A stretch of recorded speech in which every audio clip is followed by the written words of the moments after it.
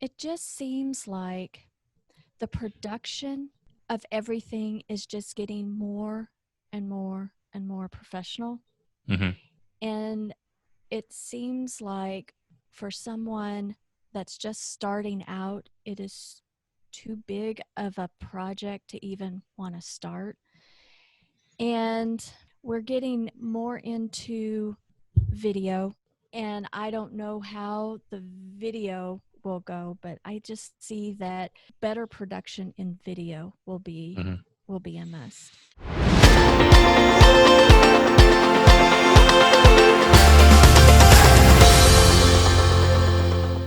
Gayla, thanks for joining me on the show today. It's so great to have you. I'm glad to be here, Mike.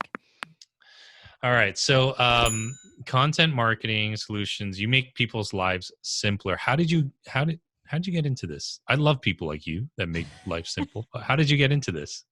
Well, I have always been the behind the scenes type person, and Hmm. that's what I like to do. And I grew up actually in the medical field. I started working in physicians' offices when I was right out of high school, and I was going to college, and that was my part-time job. And believe it or not, when I started college right out of high school, I was a marketing major. There you go. And in my first semester, I said, yeah, I can't sell anything. I need to change my major. And uh, I changed my major to business administration and was in the medical field and did medical billing and operations for 20 years. And then I was burnt out with that career. My daughter had graduated high school, and it was time for me to just pivot. So that's what I did. And I got into, well, I started freelancing, and Mm. I wanted to take my knowledge and my organization skills that I learned through my corporate life and help small businesses. But I didn't really know what I wanted to do quite Yeah. then. And as I worked with more and more small businesses and I networked in my local area, they needed help with content marketing. And then I got into following folks like you and Ray Edwards for copywriting, and it just really interests me.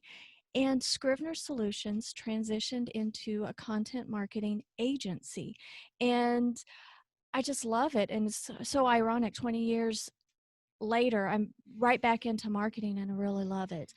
And I use, you say, make things simple or easier.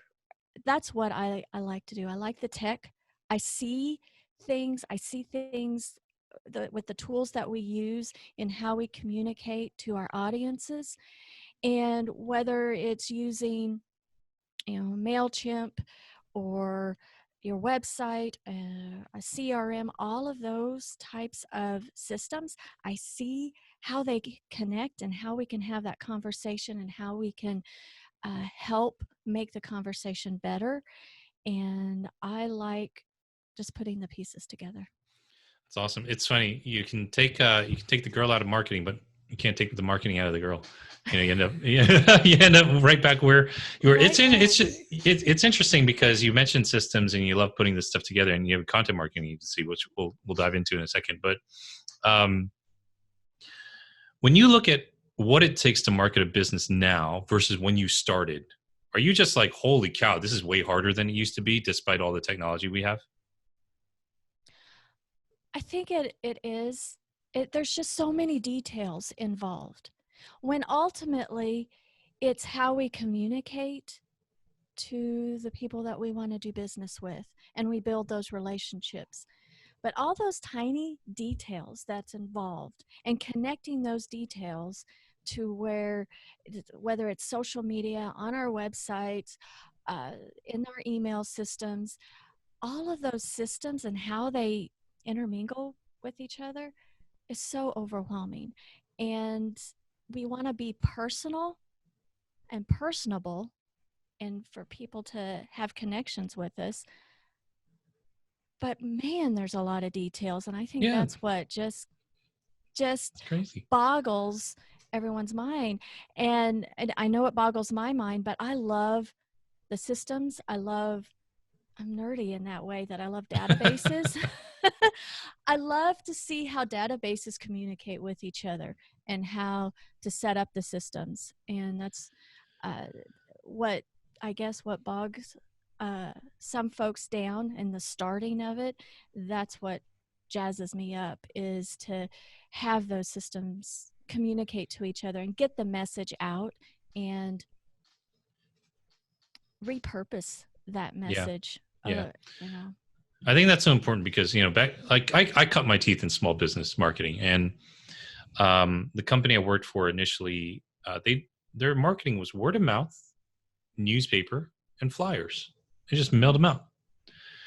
And then they get, now you got to get a website, and then social media, and then collect email addresses and all this sort of stuff, because people don't, pick up the phone when you call anymore. And each one of those things requires a different system, a different app, and the things you want to do, they don't normally naturally do. So you got to integrate them together with like something like Zapier or some other app that is basically duct tape, right? Virtual duct tape. Mm-hmm. When you talk with a client, you sit down with a client. What's that process look like when you sit down? Are you trying to like evaluate where they're at? Are you trying to help them understand what they're really dealing with? Like, what does that look like? You have an initial client call. Gayla, we need help. What does that look like? Because there are about 9,700 people who are going to listen to this say, yes, I need help with content marketing. Well, How's that work? in my mind, Mm-hmm. content marketing it has everything to do with how we communicate with our prospects and our clients, our customers, our current Mm-hmm. customers. So it has everything to do with communication. So when I first sit down with someone and have a good conversation with where are they at right now? What tools are they using?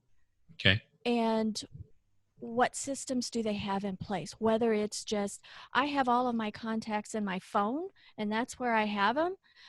Do I keep a paper record? I have a little notebook. What are the current systems? And then, where do you see yourself in 2 to 5 years? How do you want your company to run? Do you want to be doing everything? Let's create systems. Let's see what your style is, what your current systems are, and do we need to implement things to where we're getting more things out of your head and into the digital world so that you can have assistance? Because a lot of times when we hire somebody for help, it's a struggle just to get what's batting around in our head of how we do things and translate it to the person that's supposed to be helping us, and it gets a little frustrating. So Mm-hmm. if we create systems that we ha- have ways that we can digitize, like a CRM system, for example, Mm-hmm. a lot of clients who are coaches or consultants, it's very helpful to have a CRM system, and it can be uh, it can be simple. I mean, there's a Mm-hmm. lot of them out there, and I work with one that is pretty straightforward, very affordable, and it doesn't have all the bells and whistles for a bigger business. It's Mm-hmm. great for small business. And in my line of work, I have exposure to a lot of different systems.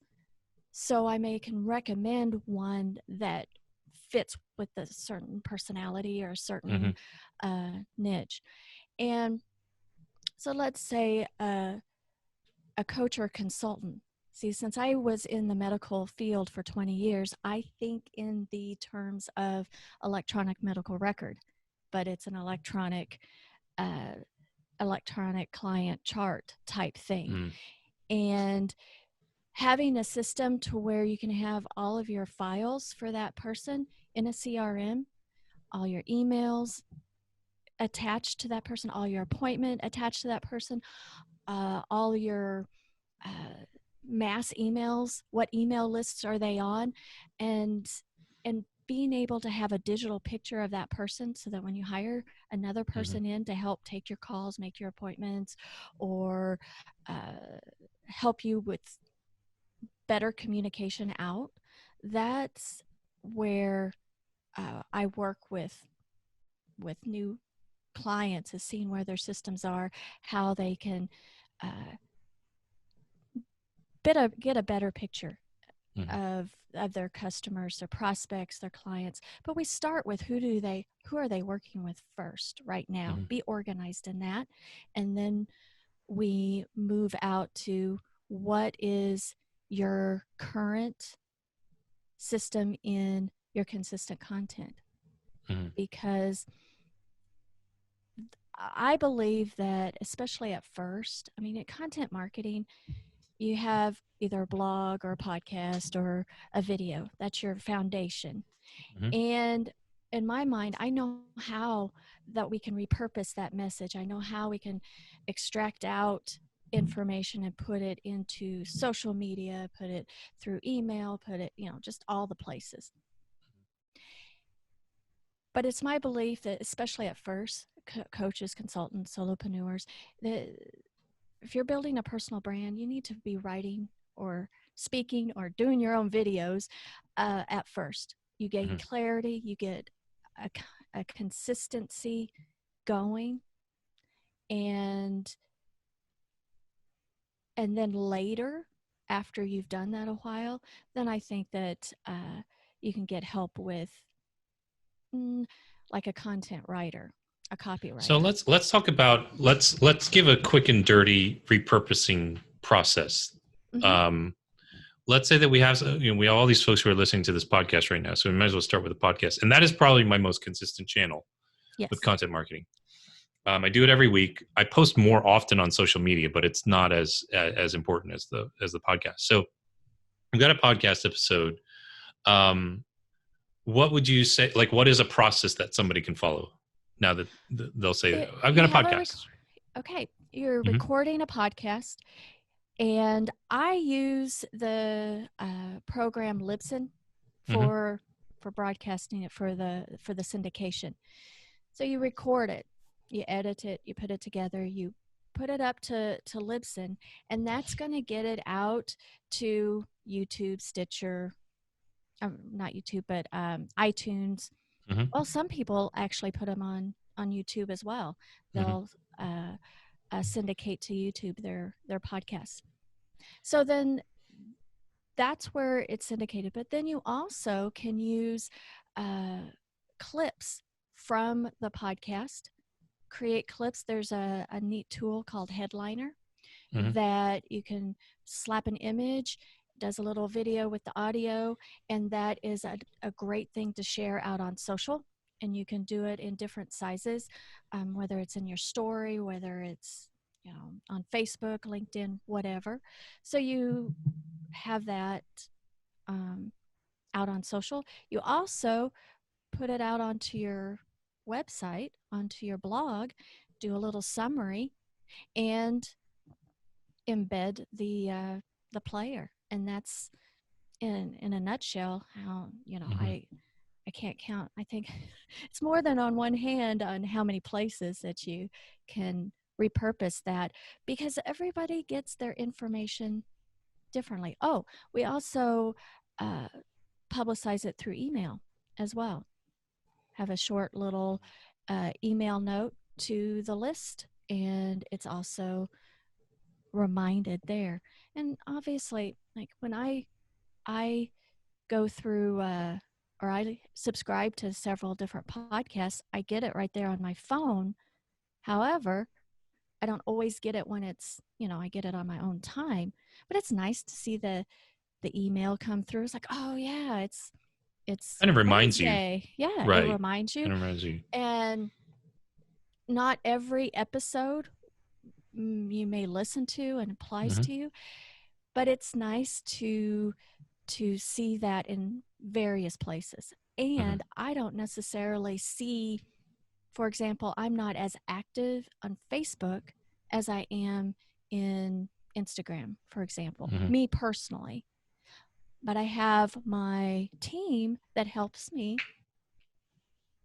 schedule things out in Facebook and helps me actually keep track of, Mhm. hey, Gayla, you need to like get into Facebook because there's some Mhm. messages that we can't answer. Uh, and that's what we do for our clients too, is help them be in more places at once, Mhm. help So, amplify. mhm. So this is a pretty basic repurposing thing. You Mm-hmm. know, I've talked about this a lot. So, podcast, break it up, get a transcript, show notes, et cetera, et cetera. Is there are there like other more advanced things that you're doing with some of your bigger tier clients? Because I think that's kind of par for the course at this point. If you've It got a is. podcast and you're not cutting it up and you're not sharing it on social media and you're not emailing your list and stuff like that's pretty like, par for the course. Are there some more advanced things that you're seeing people do in the industry that you're like, wow, that's pretty innovative? Well, I've seen that for our clients, they have not gotten more than getting consistency. Mm-hmm. Consistency is hard for them, and you can repurpose, but it's the time it takes that Mm-hmm. stops folks. And I can't think of anything just off the top of my head that just really blew my socks off on Mm-hmm. innovation as of yet.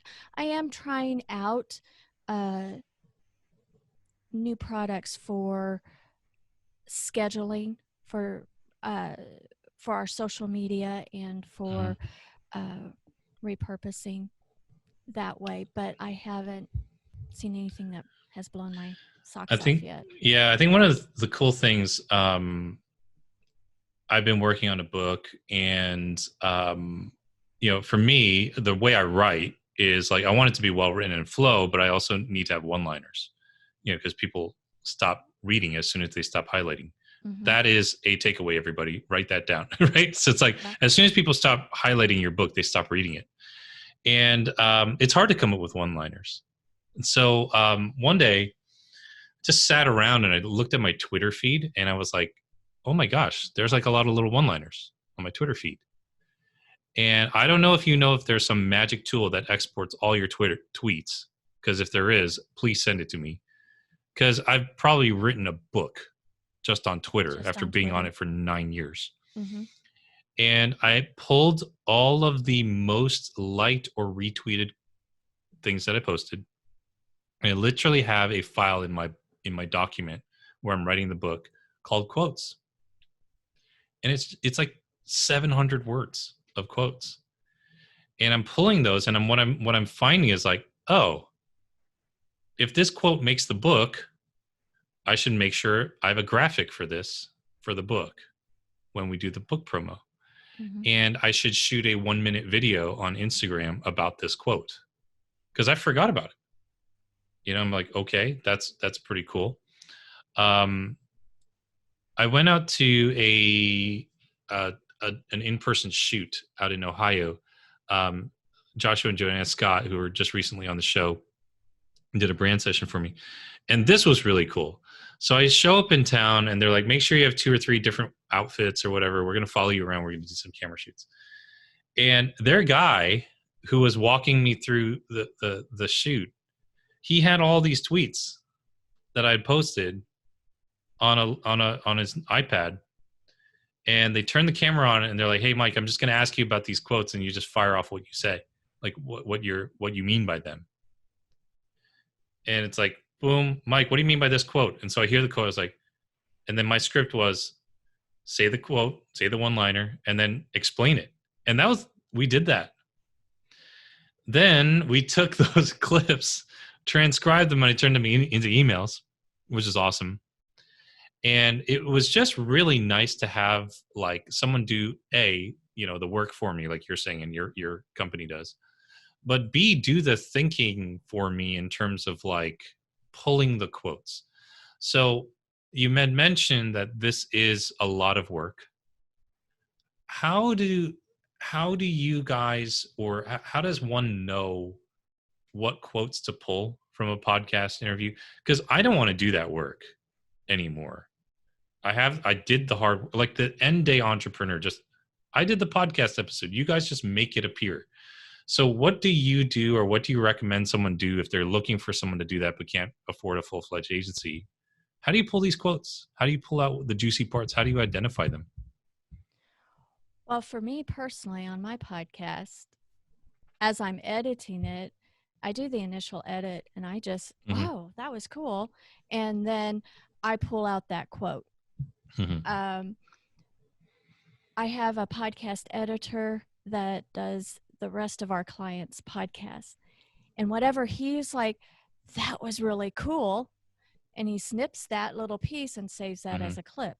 It's just something that just really resonates. Mm-hmm. And uh, that an outside person just thought, man, that's cool.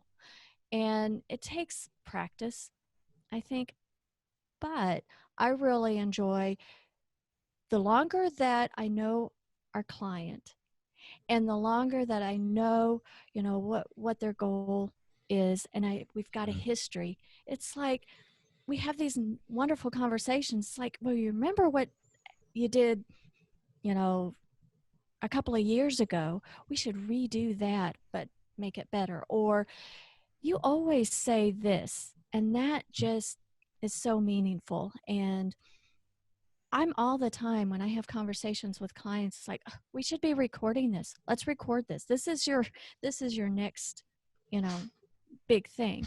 And it takes, I think, a long-term relationship. Mm-hmm. I like to work with clients that we get to know each other, because then we can have these conversations. And I'm sure, you're working with folks, they identify things because they're your fans. Mm-hmm. You get to know friends, they become friends. And I think that's the best relationship there. I have taken on I have taken on clients at first, when, always when you're first starting a business, you just take anybody and everybody. And then I had identified very quickly, it's like the if you're trying to dump your content marketing, say, hey, just do it and then leave, that's not going to be a very good relationship.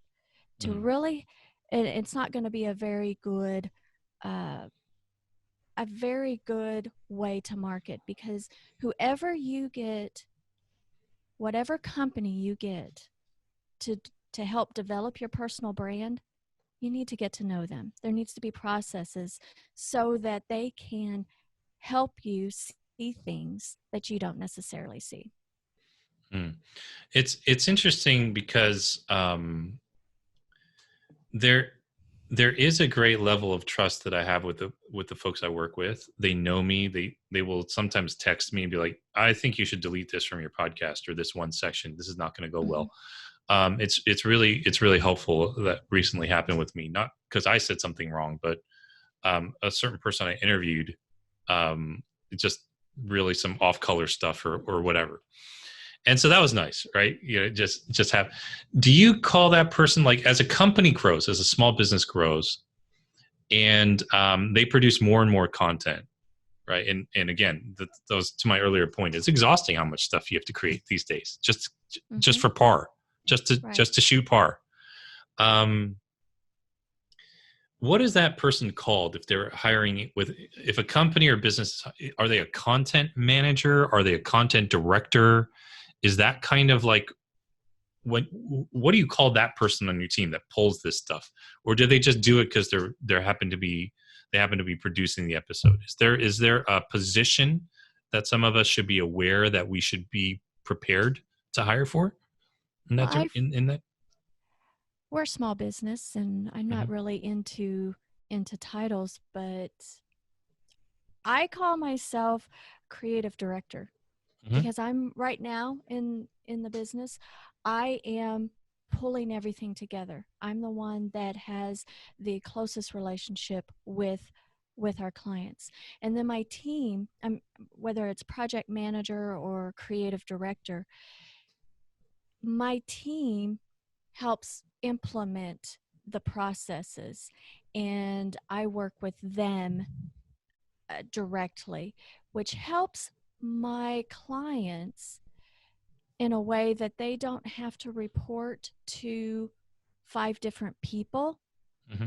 And I really watch the end product, and they have the backing of a team, but they are not having to manage a big team with, because I know how, and as far as technically how to do social posts, but I choose not to do that. I have my team write the posts, and then I manage it from the, you Hmm. know, oversee it.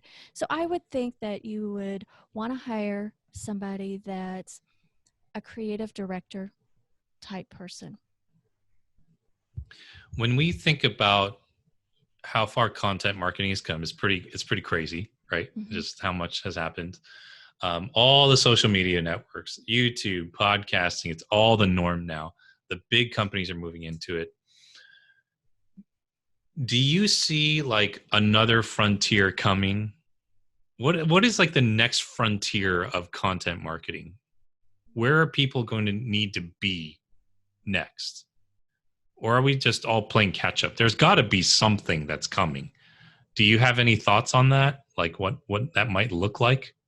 It just seems like the production of everything is just getting more and more and more professional.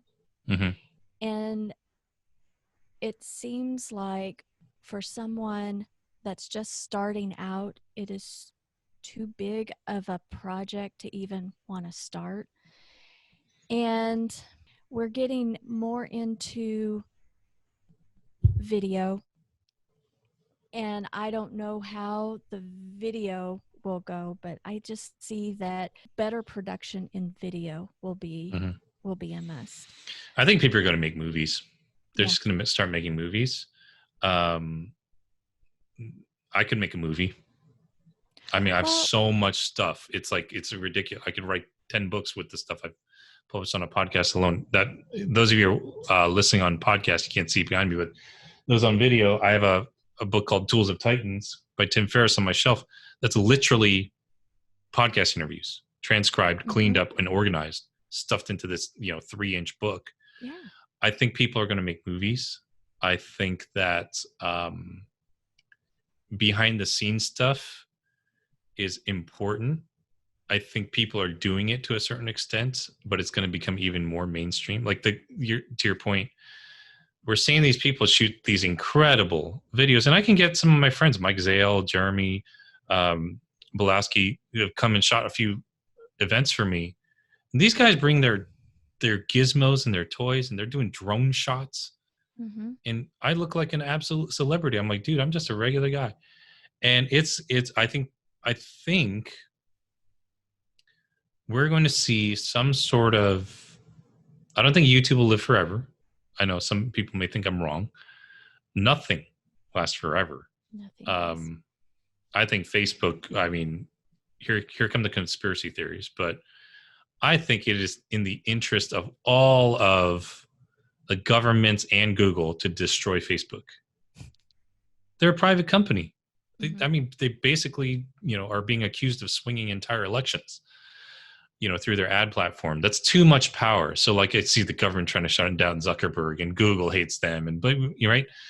And I think at some point, that's what's going to happen with YouTube, and we're going to see people just start their own channels. Like, for goodness sake, like all these comedians are doing specials now on Netflix.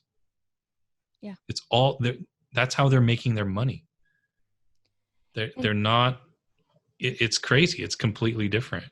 well, when you look at your smart TV and all the different channels out there, and just a few years ago, all we had was what was on cable TV. And then a few years prior to that was, you know, just our regular premium channels, and what channels like Netflix does for folks is amazing.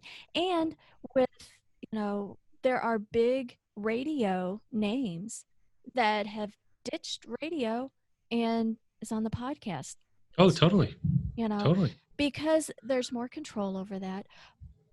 But at the same time, I think that there's frustration of small businesses like, okay, am I a production? I need to do a production, or can I just do the thing that I want to go into business for? you know, and it's really has mushroomed, but connecting with folks, that's what it boils down to. And small businesses just need to, I think, not let the start stop them, and really just communicate in their local area, and then the ripples will go out. And seeing where the big productions are, don't let that stop, because we all had to start somewhere. I cannot even imagine how much content is going to be out in the world in like 5 years. Oh, I know. It's ridiculous. So like this is hilarious. Okay, so um the last week or so, I don't even know how this happened. I go down this black hole on YouTube. I talked to you about this offline, and for some reason I just start watching chiropractors crack people, crack their necks, crack their. I'm just fascinated. I'm just watching this. Somehow it's super therapeutic for me. Right? I'm just watching that. I don't know, like it's 2 a.m. I'm watching YouTube video after YouTube video. Um, it doesn't hurt that the people whose backs they're cracking are celebrities, athletes, and fitness models. It's very gratuitous. Okay, I'm gonna admit it, Mm-hmm. right? Um, it's like, chiropractor cracks WWE professional wrestler champion's neck, and the dude's got this huge neck. I'm like, I gotta watch this, and I go down this black hole, right? And I now know three of the top YouTube chiropractors just because I went down the black hole in one night. You know, Dr. Hightower and this other dude from Houston and this other dude from London. And yeah, I come across this video. It's not high production. They literally set up a microphone to get the ASMR. I forget what that stands for, but it's like those people are like really into sound. They want to Mm-hmm. hear like this, right? And they put this microphone right by the girl's back or the dude's back, and they crack it, and we just hear this. And they're like, make sure you listen in your headphones. I'm like, I'm deranged. Why am I listening to this? They flew to Houston. These three chiropractors met the third guy in Houston at his office, and they did a collaboration. And they all had their cameras out, and they're all in one room. And my mind was blown. This was the stupidest thing. I'm a marketer. I get this. I can't even believe I fell for this. And I'm like, oh my gosh, they know each other. They're pairing up. This is like Captain America teaming up with Iron Man. Like, and these guys know what they're doing, and they are chiropractors. They are small business owners. Maybe they run multiple practices. Maybe now they get these celebrity people to come in. I'm pretty sure that they get these celebrity people to come in, do the adjustments for free, or even pay them because of the publicity they'll get on YouTube. They certainly do that with the fitness models. Okay, there's Yes. clearly a benefit there. The celebrities, two guys that I've been following on YouTube. Jeff Cavalier from a brand named Athlete X. I don't expect you to know any of these, but I'm just talking, right? Men's Fitness. He's a workout dude just for guys. And this other dude, Ryan Humiston. I'm just watching these guys. It's like entertainment. The guy trains athletes. It's in a gym. I watch more YouTube. I'm a liar. I'm like, oh, I don't watch TV. Yeah, I do. It's called YouTube. Yes. And everybody, that's where TV is now. That is the new TV. That is the now That is TV. the new TV. And depending on what your interests are, and then you start to follow somebody, you get intrigued with them. Like right now, well, for many years now, I see.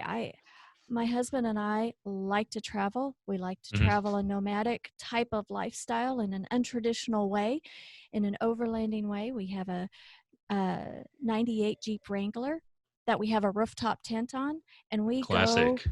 we go and we live in that thing for 4 to 6 weeks at a time, work from the road. We are off grid, we're on grid, and we go to overlanding events. Well, we follow people that do that. They have Yeah. four-wheel drives, they have their own channel.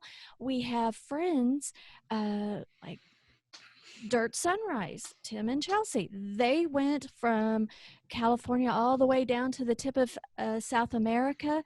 We followed them through that year. We know them because we go to these events. It's like this little community. We follow this guy by the name of Chris Shantz. That's how he makes his living, is to be a nomad. And it's crazy how he can do that. He makes his weekly video. He has his sponsors. He ditched his corporate life and he lives out of his Jeep. And it's crazy. And he has all these adventures. And we ended up, I mean, it's interesting because you go to these events, these overlanding events, and my husband and I had volunteered at some of them. So part of our volunteer was checking in folks. And my husband just knows people. And he's like, "Hey, you're Dirt Sunrise." Well, yes. How do you know me? You're creeping me out. But the first time that happened to us, we were volunteering, and we have a little travel, our hobby little travel channel is been there doing that. And this guy came up to us at this event and he's like, "Oh, red Jeep, red Jeep. You've been there doing that." And it was like, "Oh, That's hilarious. it's crazy." And it is crazy, and we don't understand because we're not putting a lot of that's more been there doing that is our petri dish, I guess you can say. That's where we play.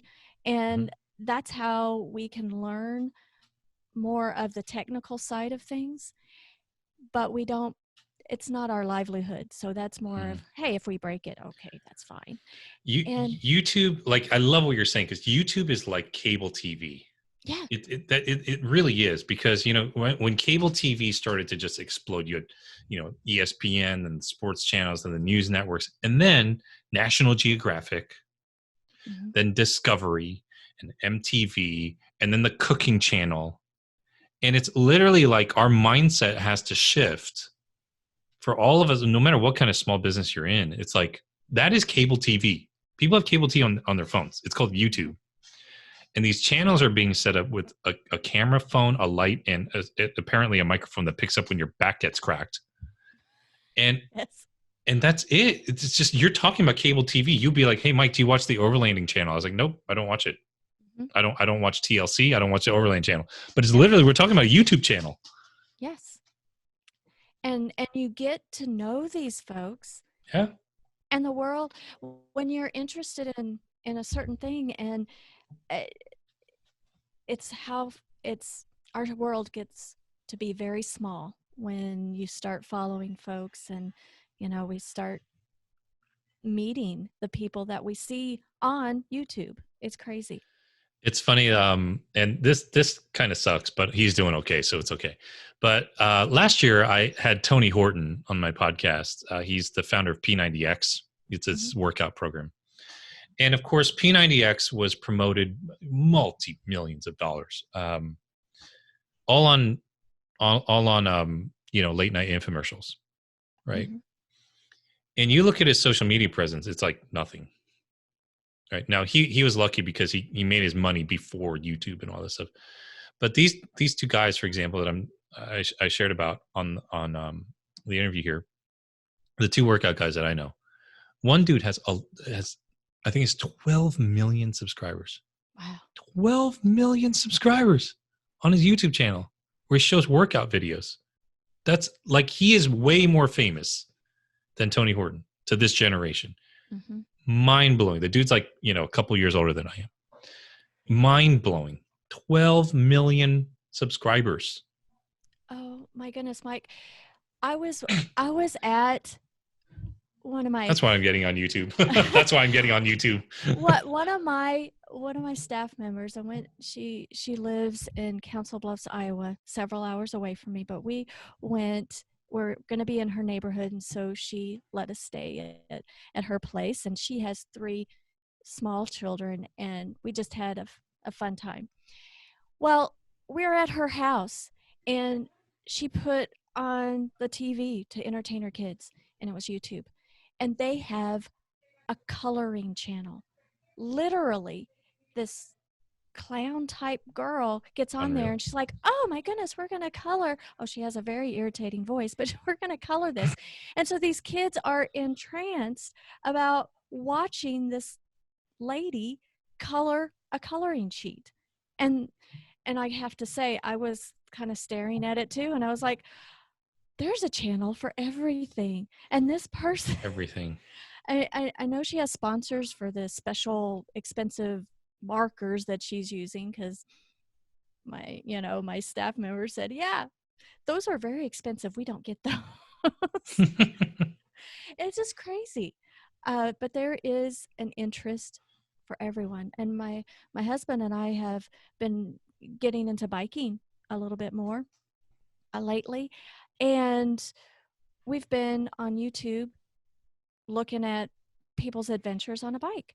But there is a channel of this guy that hardly has any words in it, but he's just showing how he repairs bikes or renovates old bikes, and there's hardly any audio. And that man has a ton of subscribers. It's just it's just amazing. Tying a bow on all this, it's like, some of you may be wondering, well, what does that do for my monetization? That's awareness. That's people knowing who you are. I have half a mind to take some of my live event videos and throw them on YouTube. They're so beautifully shot because the videographers were awesome. No, literally 200 people in the world have seen those videos. Mm-hmm. The people who bought them, and because they're part of a course or something like that. I'm like, I'm just going to throw this all up on my YouTube channel. I want it, like, whenever someone types in my name, I want them to see really good video. I paid for it, Well, and and we have to change our mindset. and there your website is on WordPress, correct? Mm-hmm. Mm-hmm. Well, do you know of this plugin called Pretty Link? Mm-hmm. Yeah. Yeah. Well, so you have this video that has the YouTube funky link. You just do a pretty link on that, and you talk about it, and you can direct people very easily. Boom. Right to the YouTube video. Yeah. Yeah. And so that's another way. If you have those methods of referring to your content, that it makes it easy for someone to just get on their phone and have a easy website address to go to. Or if you're talking about it on your podcast, that in the show notes there's a easy link to go to. I love the show note links, and there's so many folks I didn't realize until I started getting, subscribing to more and more, but not everybody does show notes Mm-hmm. on their podcasts. And I think that is very a good resource, because you have the opportunity to easily on your phone click out of iTunes onto the person's website because they mentioned something and you were interested, and it's like, dang, I don't know where to go. Yeah. And that is an opportunity that a lot of people miss. Yeah. Yeah. Well, this is super helpful. Everyone, if you need content marketing help, contact Gayla at Scrivener Solutions. I'll put all the links in the show notes, obviously, because we do show notes. Yeah.